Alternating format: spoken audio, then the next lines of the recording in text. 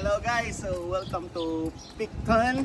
So this is the place para yung gustong tumawid papuntang Islander or gusto nilang mag-cruise. So Picton.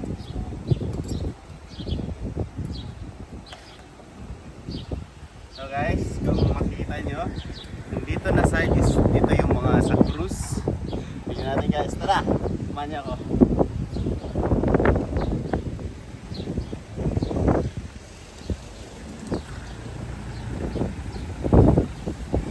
Ito yung 1914 historic The Glorious Deeds.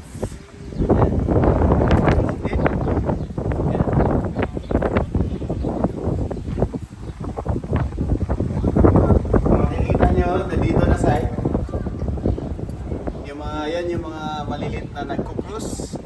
So kung gusto nyo mag-cruise dito sa Picton, dito na side, nasa left side.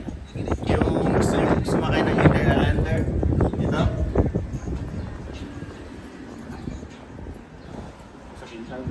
Sorry. Lalapitan mo natin yung ano, para makita nyo. Ito yung city center nila. City center. City center.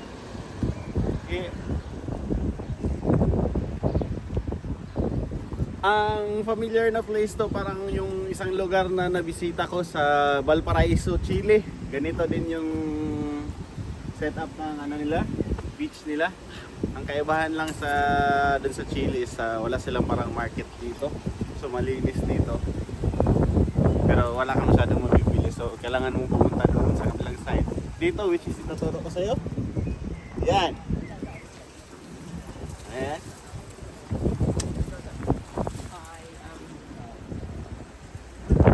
Turo ko sa inyo kung saan yung Inter-Islander. Ibig sabihin yung malalaking barko na pwedeng magkarga ng sasakyan tsaka magkukross papuntang Hamilton or South banda. Kita niyo yan? Kayang i-zoom sa camera? Inter-Islander vehicles, Inter-Islander drop-off. Yan. So, dyan papunta yung mga papuntang Wellington. Dyan sila sasakay. So, welcome to Picton guys. Message me for more information.